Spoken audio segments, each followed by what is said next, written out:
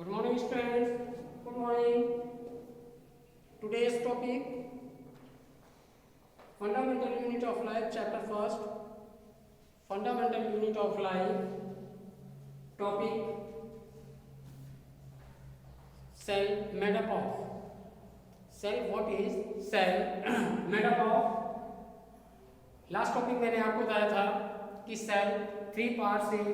Cell के three parts हैं, यानी three components of the cell. Three components of the cell. First is plasma membrane और cell membrane, then second is nucleus and third is cytoplasm. First of all plasma membrane. Plasma membrane को मैं आपको पहले से ही बता चुका हूँ कि बट उसमें एक वर्ड है, plasma membrane is a selectively permeable. Plasma membrane is a selectively permeable. तो इसको एक एक्टिविटी से करके देखते हैं कि जो हमारा प्लाज्मा मेम्ब्रेन है वो सेलेक्टिवली परमिएबल कैसे होता है। तो कहते हैं कि जो प्लाज्मा मेम्ब्रेन है, outer covering part of the cell inside the cell wall, cell wall के इनसाइड में फाउंड होने वाला एक जो थिन इलास्टिक फ्लेक्सिबल फोल्डेड एक लेयर होता है, उसको प्लाज्मा मेम्ब्रेन बोलते हैं, and found in both plant and animal cell. तो आज का जो टॉपिक है प्लाज्मा मेम्ब्रेन को आज एक्टिविटी करके देखते हैं कि plasma membrane selectively permeable membrane कैसा होता है। तो फर्स्ट ऑफ ऑल मैंने आपको प्लाज्मा मेम्ब्रेन को सेलेक्टिवली परमिएबल मेम्ब्रेन इसलिए बोला, उसको एक एक्टिविटी करके देखते हैं कि ये प्लाज्मा मेम्ब्रेन सेलेक्टिवली कैसे हो जाता है। प्लाज्मा मेम्ब्रेन का एक स्पेशल कैरेक्टर होता है, जिन मटेरियल्स को वो सेलेक्ट करता है उसी मटेरियल को वो क्या करता है, अंदर की तरफ ले जाता है, यानी इन एंड आउट, उसी को वो अंदर ले जाता है और बाहर ले आता है। देन अगर व्हाट हैपन देन, अगर इस प्लाज्मा मेम्ब्रेन को कहते हैं व्हाट हैपन देन, अगर हम प्लाज्मा मेम्ब्रेन को शुगर सोल्यूशन या आपके साल्ट के सोल्यूशन में डालते हैं तो इस परमिएबल मेम्ब्रेन पे, इस मेम्ब्रेन पे क्या इफेक्ट्स आते हैं।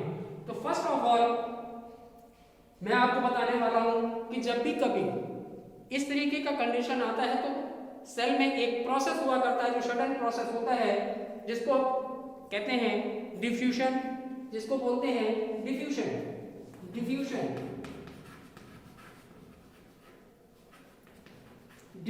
And osmosis. डिफ्यूजन में क्या होता है, डिफ्यूजन का जो प्रोसेस होता है इसमें गैसियस एक्सचेंज होता है। इसमें इस प्रोसेस में क्या होता है, exchange of gases and digestion and other. यहाँ पे जो डाइजेशन आपका जो इस जगह में परमिएबल जो हमारा ये जो प्लाज्मा मेम्ब्रेन है ये गैसियस एक्सचेंज करता है। जस्ट लाइक गैसियस एक्सचेंज कैसे करता है, अगर O2 है तो O2 को वो आउटर सरफेस से अंदर की तरफ ले जाता है, बाहर तरफ ले आता है। क्योंकि मैंने लास्ट में डिफ्यूजन की डेफिनेशन में लास्ट टॉपिक में आपको बताया था, क्या बताया था डेफिनेशन में आपके आउटसाइड आके मैंने ये बताया था कि जो डिफ्यूजन का प्रोसेस है higher concentration region up to lower concentration region की ओर चलता है। ये हायर कंसंट्रेशन रीजन से लोअर कंसंट्रेशन रीजन की ओर चलता है। कहते हैं ये प्रोसेस होता कैसे है, तो ये जो प्रोसेस है टाइप्स ऑफ सॉल्यूशन, इस प्रोसेस को कंप्लीट करने के लिए हमको टाइप्स ऑफ सॉल्यूशन यानी कंसंट्रेशन की ओर जाना पड़ता है। और जब कंसंट्रेशन की ओर जाते हैं तो कैसे जाते हैं, कहते हैं टाइप्स ऑफ कंसंट्रेशंस क्या है।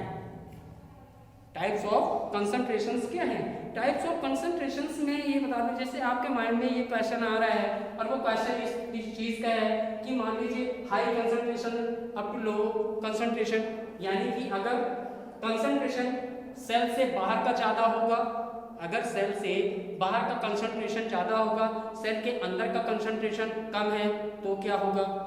फिर इसके बाद सेल के अंदर का कंसंट्रेशन अगर ज्यादा है तो बाहर का कंसंट्रेशन कैसा होगा।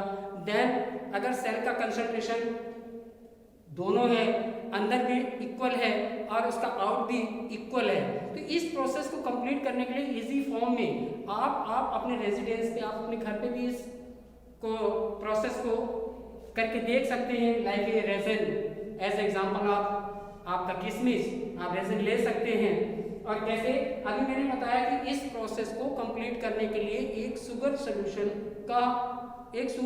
बनाते हैं। वाटर लेते हैं, वाटर लेने के बाद 3 टम्पलर ले लेते हैं, यानी कि 3 चैम्बर्स बनाते हैं। वाटर और शुगर का सोल्यूशन बनाते हैं। वाटर और शुगर का सोल्यूशन बनाने के लिए बना के फिर हम सेल को, फर्स्ट ऑफ ऑल सेल को क्या करते हैं, सेल को सबसे पहले बनाने के लिए आपको मैं यहाँ पे बता रहा हूँ। First of all first process में मैंने सबसे पहले क्या किया है, ये टम्बलर है, यहाँ पे मैंने ये एक सेल डाल रखा है, ठीक है। अब इस सेल में यहाँ पे अब आप देख रहे हैं ये वाटर है, शुगर सोल्यूशन। तो यहाँ पे क्या हो रहा है कि जो कंसंट्रेशन है,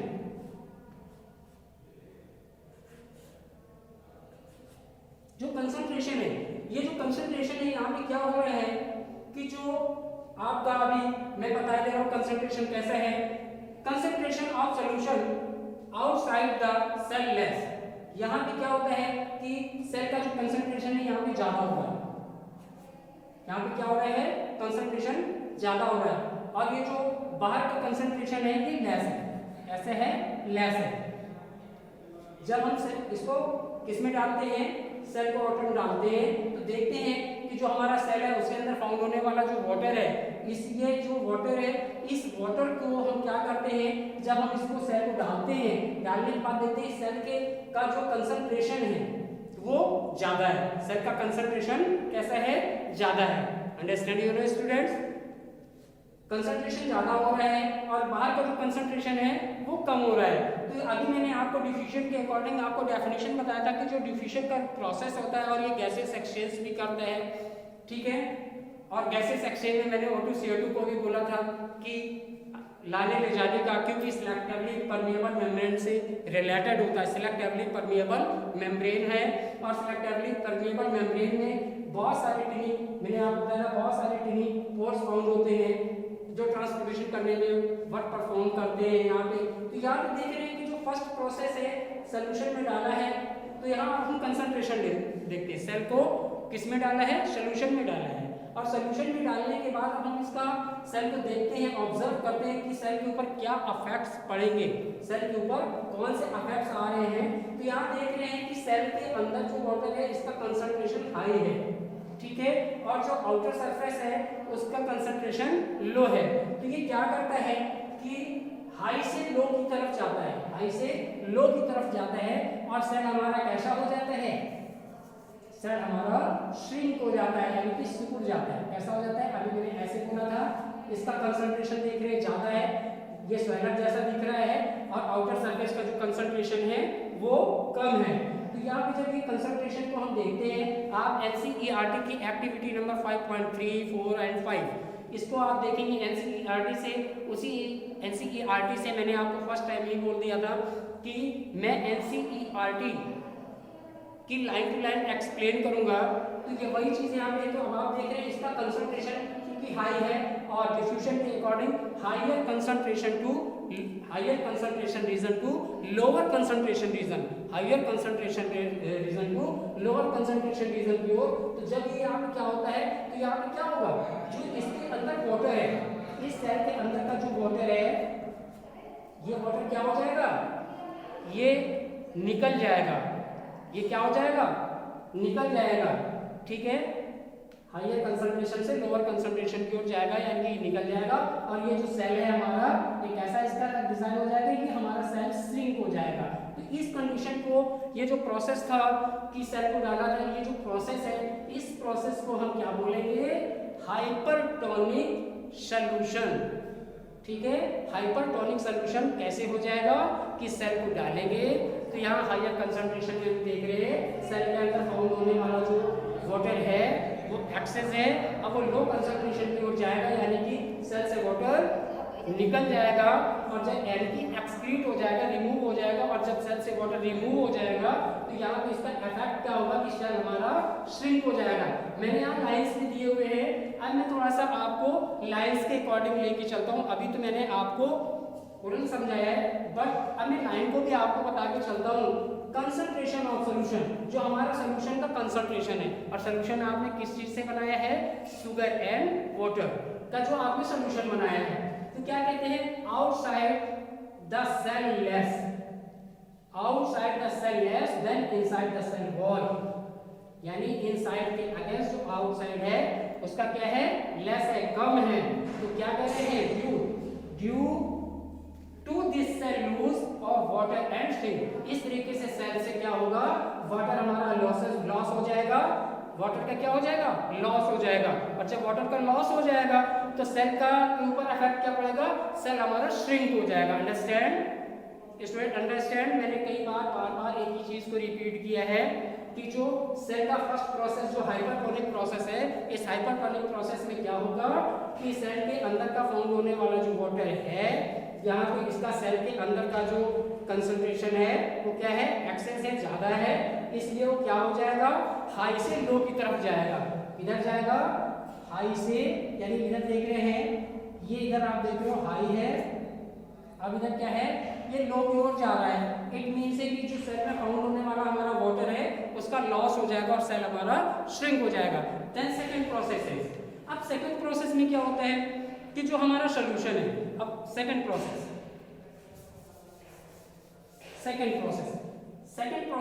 में क्या होता है, अब सेल को हमने ये टम्बलर बना हुआ है, सेल को डाल के रखा हुआ है। अब यहाँ पे देखिए, यहाँ इस प्रोसेस में क्या है कि सेल के अंदर का जो कंसंट्रेशन है और जो सेल के बाहर का कंसंट्रेशन है, ये वाटर है, ये वाटर है। सेल के अंदर का जो कंसंट्रेशन है, वो जो सेल के अंदर का कंसंट्रेशन है, ये कंसंट्रेशन कैसे हो जाएगा, ये कंसंट्रेशन इक्वल होगा, कैसा होगा, इक्वल होगा, H2 यानी कि वाटर। अब यहाँ पे सेल के ऊपर कोई इफेक्ट नहीं पड़ रहा है, सेल के ऊपर कोई इफेक्ट नहीं पड़ रहा है, क्योंकि यहाँ का जो वाटर है इसका भी कंसंट्रेशन इक्वल है, और जो अंदर सेल है, सेल के अंदर का भी कंसंट्रेशन इक्वल है, यानी कि बोथ आर इक्वल। तो सो दिस यू कैन से, अब आप क्या कह सकते हो, this process you can say isotonic, so this process you can say isotonic. अब चलते हैं जरा लाइन में, मैंने यहाँ पे क्या इंडिकेट किया हुआ है, अभी मैं समझा रहा था, कैसे समझा रहा था कि जो हमारा, फिर से रिमेंबर नाउ, जो सेल है, सेल के अंदर का जो कंसंट्रेशन है और जो सेल के बाहर का जो वाटर है, इसका जो कंसंट्रेशन है यानी सॉल्यूशन है, ये क्या है, ये बोथ आर इक्वल, ये बोथ क्या हो जाएंगे, इक्वल हो जाएंगे। जब कंसंट्रेशन हमारा इक्वल होता है, जब कंसंट्रेशन हमारा इक्वल होता है, तो इक्वल होने पे हमारा क्या हो जाएगा, इक्वल होने पे हमारी जो प्रोसेस है वो क्या हो जाएगी, आइसोटोनिक। अब देखिए लाइंस में, equal concentration outside and inside the cell, यानी कि जो कंसंट्रेशन है सेल के आउट का और सेल के अंदर का दोनों क्या है, इक्वल है। Due to this cell gain equal amount of water, आप देख रहे हैं इक्वल अमाउंट ऑफ वाटर को सेल क्या कर रहा है, गेन कर रहा है। बोथ आर सेम, दोनों का जो कंसंट्रेशन है सेम है, so you can say isotonic process. Then third process में क्या होता है, थर्ड प्रोसेस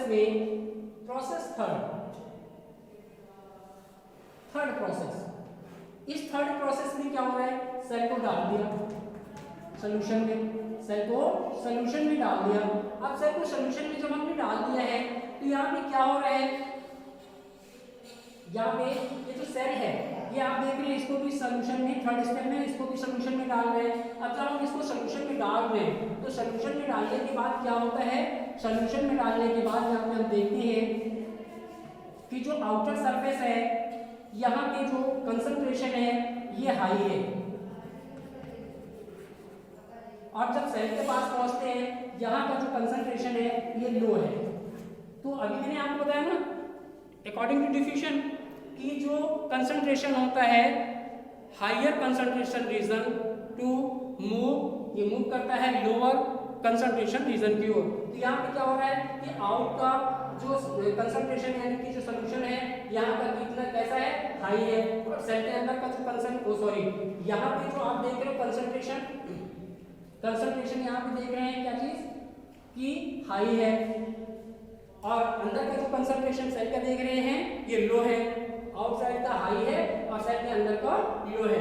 तो यहाँ अकॉर्डिंग टू डिफ्यूजन यहाँ पे जो प्रोसेस हो रहा है तो ये हाई से लो की ओर जाएगा। तो जब ये हाई से लो की ओर जाएगा तो अभी प्रेजेंट टाइम जब मैंने थर्ड प्रोसेस में इसको डाल रखा था तो ये सेल हमारा श्रिंक टाइप का था, बट जब हमारा यहाँ पे कंसंट्रेशन हाई से लो की तरफ थर्ड प्रोसेस में जाएगा तो यहाँ पे इसका जो सेल का जो डायामीटर है यानी कि सेल मैंने बताया था कि जो प्लाज्मा मेम्ब्रेन होता है इसमें पोर्स होते हैं, तो ये जो वाटर है ये वाटर क्या कर देगा, ये वाटर यहाँ पे इन्हीं पोर्स से अंदर की ओर चला जाएगा, और ये जो हमारी सेल है जो फर्स्ट टाइम मैंने आपको ये फर्स्ट है, first shape of the cell, ये क्या है first shape of the cell, ठीक है।